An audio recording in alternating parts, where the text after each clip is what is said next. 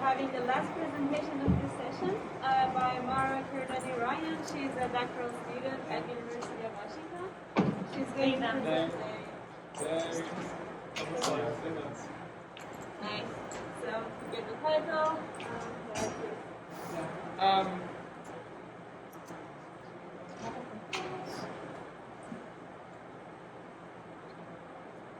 Hi! It's okay. It's really cool to see this room this fall. It's cool to see bright and shining faces that are excited about doing all this. I'll start by saying, this isn't necessarily about computer systems. So if you like operating systems and computer systems, gives you the heebie-jeebies, or just brings this wave of ennui or whatever over you, it's cool, right? We'll be good, we'll hang, right? This is the House of Computing, integrating counter-narratives into computer systems education. I am Mara. This is work with, I should stand and walk for a moment with this. Thank you, Amy. Anything fall over? Okay. This is work that I did, experience report teaching last summer. It's my advisor, before we talk about computing, I want to clarify this counter-narratives piece. It's been a theme through some work at SIGCSE this year, but I want to make sure we're really explicit about that, and then we'll come back to all of the computing stuff that we all came to SIGCSE for. I'll start with this claim. So humans are fundamentally storytellers, and the narratives that we center shape the lens through which we perceive the world, right? This is an epistemological claim, right? So if that's a controversial thing, maybe take some time to sit with it, right? But I fervently believe this, right? And this is a well-backed epistemological claim, and the really fun thing for me here is that if we can change the stories that we're telling, right, we can change the lanes of perception, right? We can change the world. That's the bit. And so when we talk about counter-narratives, we're talking about narratives that run counter to dominant narratives, right? So we have dominant narratives that are serving the interests of dominant groups, maintaining established privilege and power. You might hear, hopefully not, but you might hear something like, we're living in a post-racial society. This was really common in 2010. I'm happy to see it fading out, but I'm sure there's some people that would still say it. And we can counter this with a counter-narrative, right? We're describing the reality that's experienced by groups that experience oppression, marginalized groups, that counters these established narratives and reveals the underlying structures that create this oppression, right? And you could say, race is a socially constructed taxonomy based on skin tone to oppress and subjugate BIPOC people, right? BIPOC being Black, Indigenous people of color. It's great because the talks before this is my intro for me. Counter-narratives is a newer word, right? We're using language from a recent paper. We could talk about counter-stories and counter-storytelling from critical race theory. We could go way back and be cool and talk about dialogic problem posing from Paulo Freire, right? But they're kind of all the same thing. We have these goals. We're trying to name one's own reality, the reality we experience, as distinct from these dominant narratives that exist to subjugate and oppress, right? So we're trying to reveal implicit structures, right? So that we can critique them, so that we can reimagine them into forms that allow us to be whole, yeah? And so this is storytelling matters in computing too. You're yep, okay. So Paulo Freire, right? More and more the oppressors are using science and technology as unquestionably powerful instruments for their purpose, the maintenance of the oppressive order through manipulation and repression. He said this, he wrote this, in 1968, right? I would say it's painfully true today. We've got, among other things, we've got, tech platforms enabling disinformation on the COVID-19 vaccine that allowed us all to be there. We've got, Facebook toxic for teen girls, attracting people under the age of consent online, under the age of 13. It's bad for most people as they self-report. I'm not explicitly calling out the sponsors of this symposium, but know that I could.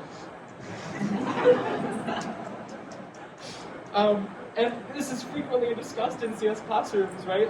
Frequently in CS classrooms, we're not talking about this broader social context that we all live within, right? That is shaping the world that we exist in, we see. So we need something different. And this isn't the first time someone's asked this and gave, basically the same intro for these slides. It happened about, 30, 40 minutes ago.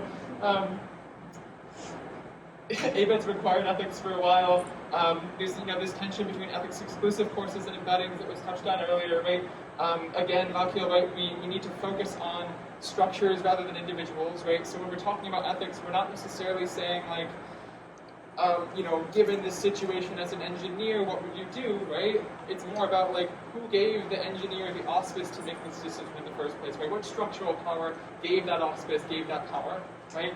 And more focusing on that. And if we don't focus on structures, right, we risk perpetuating these dominant narratives, silencing counter-narratives that exist.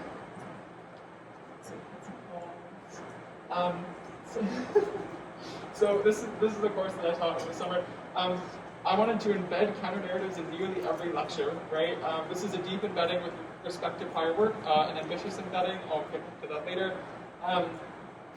We wanted the focus to be explicitly structural, right, so that we don't run this risk that Lacchio talks about. And we want to draw, frequently CS, I love that there's a question about how we want to integrate CS ethics into history courses. Like, CS is frequently ahistoric, right? Frequently apolitical. We're not discussing these broader contexts that we exist within often, so we want to make sure we're drawing from those spaces. Context. So intro to computer systems, this is a bit of the ennui, I'm sorry, but we'll just, right, and then I'll be gone. If you're familiar with the computer systems and programmer's perspective, this is a textbook from Carnegie-Mellon. This course builds on that, so if you have that as a touchstone, great. If not, no worries. This is a summer course, so summer courses at the University of Washington run about a third of the students as normal courses in the academic year, right? Still on a pandemic, all the pandemic things that we're all familiar with at this point. It was my first time teaching, so that was great. And so, it's been like a conference of weird noises for me, so we're just going to work with it. We did three things broadly in this integration. We had the house of computing. We had this metaphor that we developed, right, to explicitly frame the computing discipline as a structural object for critique. We had lots of socio-technical content. These are counter-narratives under a slightly different name. And then we had an opportunity for students to demonstrate their understanding of socio-technical knowledge of counter-narratives and contribute prior experience that they had before this course. So, go through this first. So, more on these systems, I'm sorry. If you've hung out, right, in computing spaces, you've probably seen this, right? Like, the stack of abstraction, right? Transistors, circuits, digital design, all the way up to microarchitectures, all the way up to web apps, right? If you've seen this, right, each layer of this, the structural integrity of circuits depends on devices and physics, right? The structural integrity of microarchitecture depends on digital design. So we're looking at this and we're like, this is kind of like a house, right? With each floor of this house, right, being one of these layers of abstraction, building on the layers below it. And our course syllabus began, let's imagine that computing is a house, right? Maybe one that your parents lived in, maybe one that your grandparents lived in, built quite a long time ago, somewhere in the 1940s, right? And it's been lived in by many, many people since. There's a foundation that's been built a few times. There's furniture, there's decoration, there's many, many floors. Some decoration that's stayed around since the house was built. Right? We're taking this nebulous idea, like the computing discipline is so hard to imagine, and giving it a structural form, right? And my mom watched a lot of home renovation shows when I was a kid, so if this is you, maybe these groups will think. It's an old house, right? And like every old house, there's some great features. There's maybe some original hardwood floors, right? And it's a mixed bag, right? Like there's maybe some trends that have faded, some shag carpet in the third bedroom or something. And there's some strange leak that should have been fixed decades ago and now threatens the structural integrity of the entire space. For me, this is how I see computing, right? And so it's a bit of a fixer-upper, right? And there's things that need to be fixed in the house of computing, right? But it's important to re-emphasize to students, it's important to understand the foundation of the house of computing before you start hammering, right? And understanding that foundation, it isn't just being able to name where the structural beams are, right? It's being able to say, why do we end up with this form as opposed to any other form, right? And so we have this dual that we motivated, right? It's not just the technical understanding, it's not just the socio-technical understanding, it's both together, right? To do remodeling that lasts. Yeah, also home renovation shows are absurdly white. I'm sorry for the examples, but that's what we got. So layers of computing abstraction are a house, right? Some features have aged beautifully, some less so, right? We obviously need to remodel, right? And to remodel, we need this dual of understanding. Good?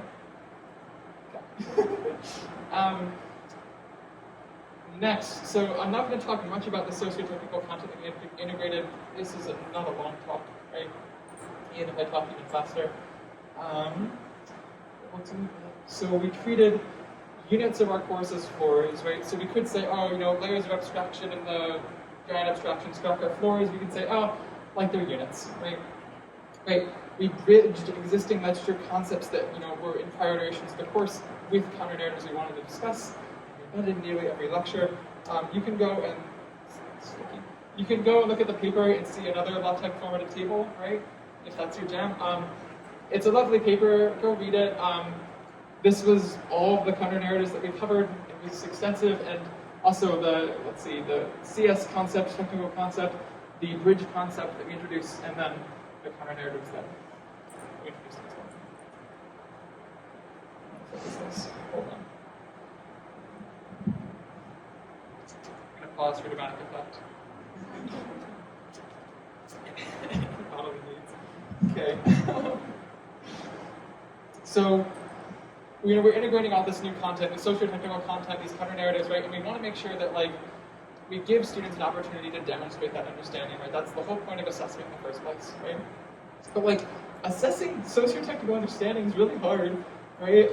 We don't want to police students' understanding and growth, right? We don't want to say that, you grew in this way, right, as a result of this content, and that's bad, right? I would argue, most movement that exists that students can experience is probably good, barring explicit antagonism, but even then, right, something changed, great, right? Something is different, great. We don't want students to parrot narratives back.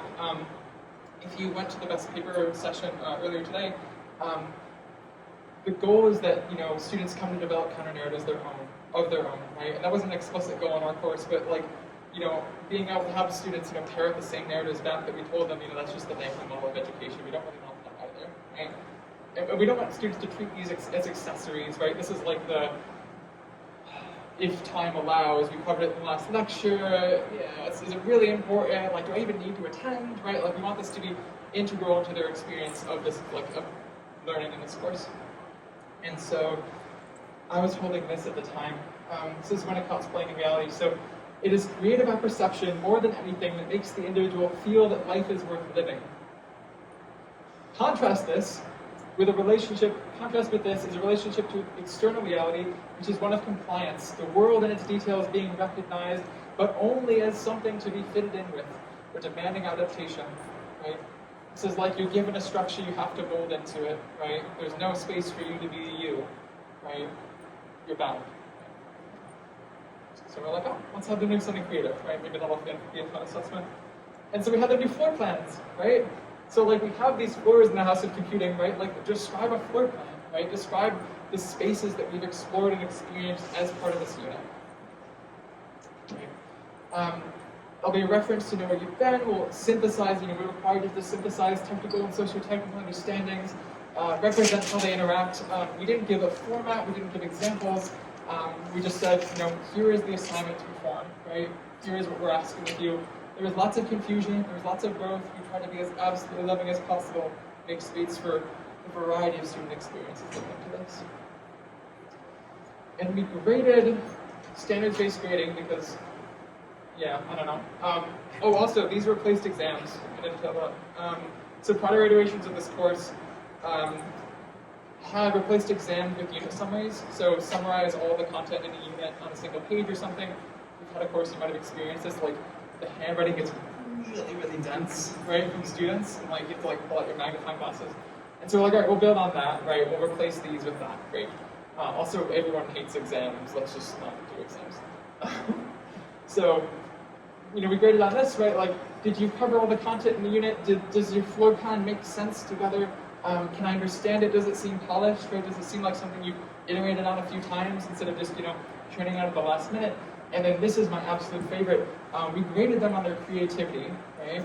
So not artistic ability, right? Is this an expression of you, right? Is this uniquely yours such that no one else could possibly reproduce this work, right? And this is really great because they don't have to care about cheating at all, right? They can just be completely out of the room, out of the question, right? Just ask, make something that's uniquely yours, right? So I'll go through a few examples of this. So this is one student's floor plan. On the top right, they added So like it's a 4, right? And they had, if you're familiar with funhouse mirrors, these mirrors that kind of like change and distort your shape, right? And so they said, okay, the binary operators that we learned about, right, those are like funhouse mirrors, right? Given you present some data to them, it changes your shape, right? And I was like, yeah, totally. Some you need a friend to view, right? Some operations are binary instead of unary. You're like, oh, yeah, cool. And then there's also socio-technical content here, right? They have, the old women's bathroom was built in the 1940s. It was torn down in the 1970s to make room for the men's. If you went to the keynote this morning, or if you read the history of computing from 1940 to 1970, this is how it works, right? You were allowed to be a programmer, and then you were allowed to be nothing. This is another, so in this student's floor plan, these binary operators, they're actually like kitchen utensils, right? To change and transform different ingredients, right? And I kind of threw out as fun, to students, I was like, you could do anything with this. You could do like a traditional floor plan drawing, right? You could do, like an art piece, something performance, right? You could, compose a piece. You could do something musical, right? And like, I'm just kind of like throwing these out like for funsies, right? Just like see what happens. But of course, students are amazing when you give them space to grow and thrive. So they take you up on it. So one student made a 5-movement piece for violin and piano, right? They had a movement for x86 programming, stacking procedures, executables, arrays, and structs, and buffer overflow, right? And I listened, I was just like floored, right? When you give space for people to be themselves and not like bind them in structures, they'll always impress you. And then this is, I think, another favorite, right? So this student, it looks like a traditional unit summary. You're packing in the information as tightly as you can, right? And it's all technical here, right? And so I remember looking at this one and being like, oh no, right? But then, right, they had this column on the side, right? And they were asking themselves these dense, these intricate questions. They were like, automation is efficient, but is it sustainable, right? Like, what makes a person legitimate? And that was their unraveling. They were, I could see them pulling themselves apart just a little bit, right, in a way that felt safe to them. And we asked for students to submit design docs, right, like explain what you did, basically, right? And the students, pull some quotes from them. After each class, I find myself thinking about specific topics, especially the socio-technical content, and see this learning is happening in parallel, like 2 waves that are crashing together and both being reabsorbed into the surf below. Right? And then priorities are baked in, right? Even as a self-proclaimed skeptic, I have seen this ring true, right? When we go to build something, the values that we hold, the priorities that we hold, fundamentally shape the thing that we create, right? Baked in, even as a self-proclaimed skeptic.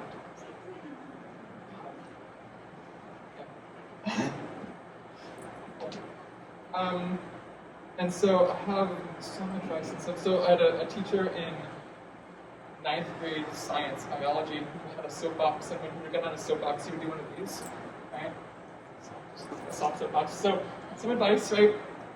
If you're excited about this space, Kevin gave some opportunities to like connect with people, but like, let me know, let us know, right? And like, if you're excited about this space, like, do something about it, please, right? We need counter-narratives everywhere, we don't have a lot of time left with this world, right?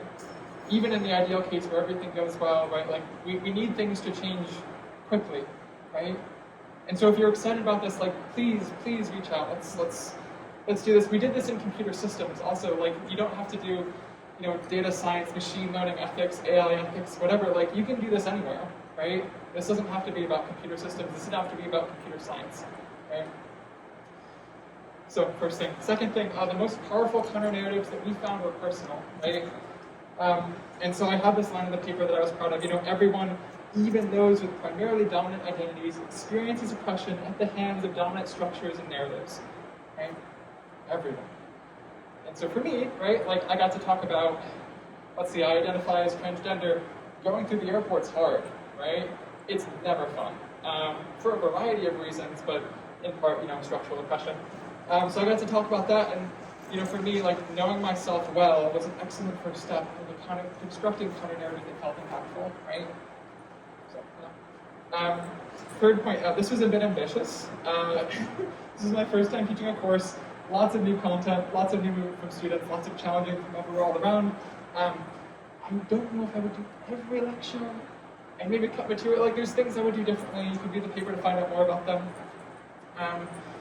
But I think most importantly,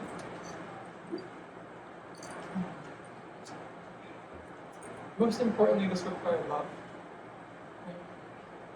This is a new scary challenge for students. It was a new scary challenge for me. I did the best I could to be as loving as possible, right? But I can't like teach that or offer that to students that I don't have for myself, right? That's just how capacity prepares us. So, that's all I have. I would really love to hear questions if you have them. Send me email, mail if you want to get in contact if you're excited about this.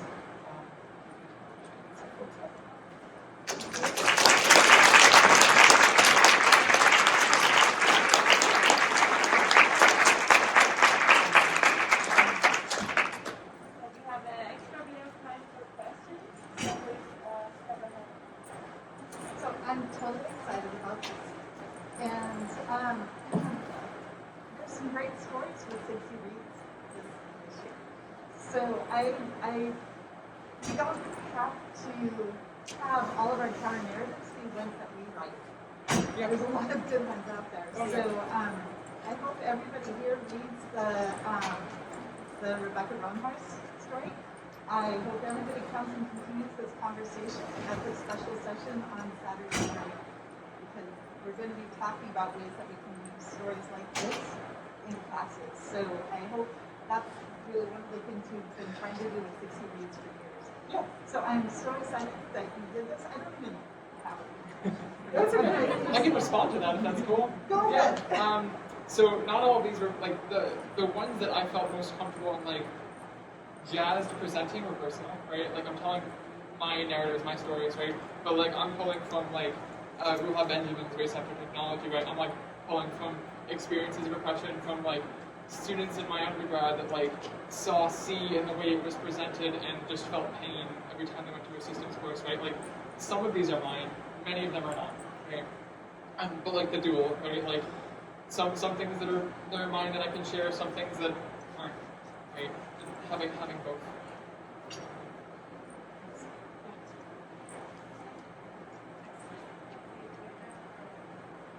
Wow. We all have some, differences here. We're different, yeah. So I think this is a question for you and maybe Kevin, who was just here.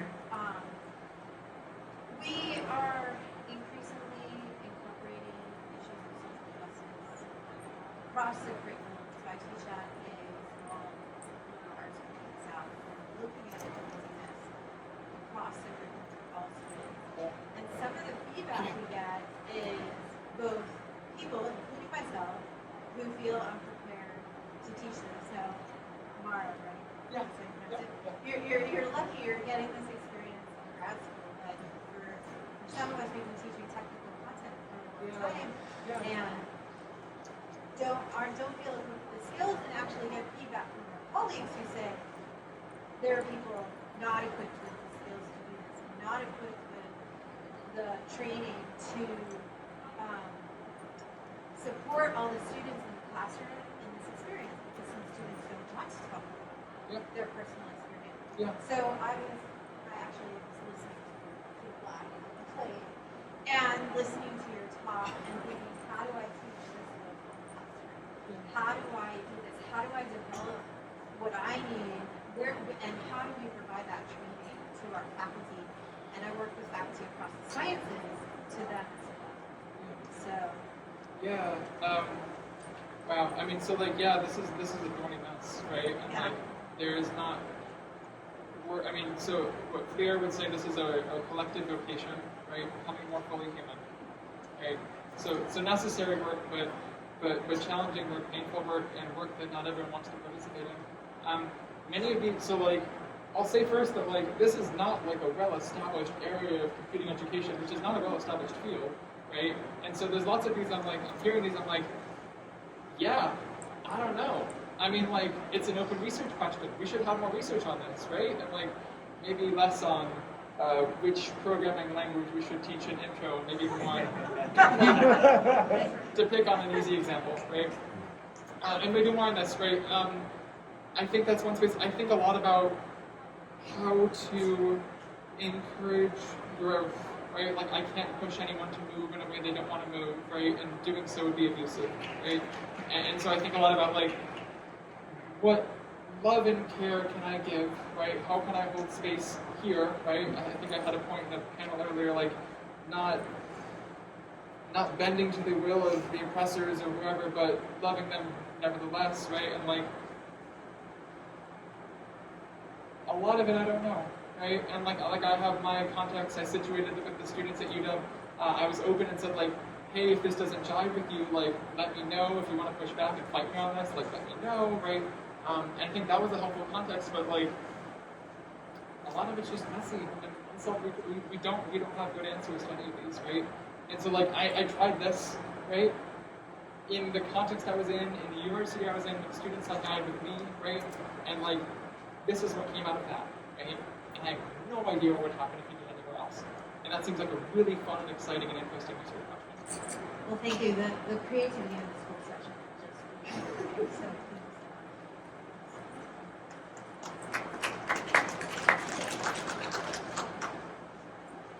Thank you very much. That was a beautiful presentation. I was especially moved by the student who composed a piece about like different aspects of programming, and I'm just curious if you could describe like briefly how they did, like how that worked.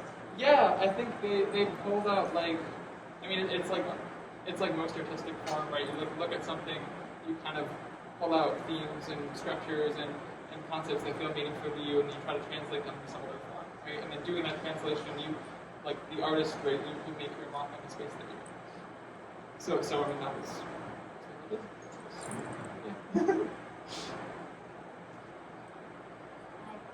Emmanuel Burton, UIC. First of all, this whole panel has just been so fantastic, It's inspiring. I'm afraid I'm going to go over as a support. I think this is more of an offering. So I've been teaching dental for a long time, and I use actually my class, which I think can be just like people can identify with stories that are not thinking about the personal bit. Just in terms of this, the prior question about how do you create the space for trust and movement? Just something from my experience. I have found that creating space sort of epistemologically transformation, this is just one I think can sort of be a really important building block for trust. In the sense of giving authority away and saying, like, well, I mean, here are some new frameworks for seeing. I think you need to use our truth wall. Go out and trust yourself and trust seeing that. And I think that kind of that more sort of cerebral, intellectual, but still very personal transaction of trust, I think can be a really nice first step, because it can be hard to do that emotional level. And I think sort of inviting them into the process of understanding a nice feeling. So first, like, there's ways I would do this differently. There's ways I could invite more space for students. I don't have a way to move through the world and not be vulnerable, right? That just makes me feel bad, right? So I didn't like talk about this extensively here, but like, there's lots of points in the course. I was like, if this doesn't jive, if this doesn't work for you, if you don't like this, right? Like, if this doesn't fit, if this doesn't feel true, if this feels contradictory, if this feels like something that is too much right now, like, all of that is welcome here, right? All of that is okay, right? Because like, how else am I going to ask anyone to go, right? Without offering that space to them first. None of this is a criticism, just an offer. Yeah. Thank you so much. Yeah. Thanks. Other questions, folks?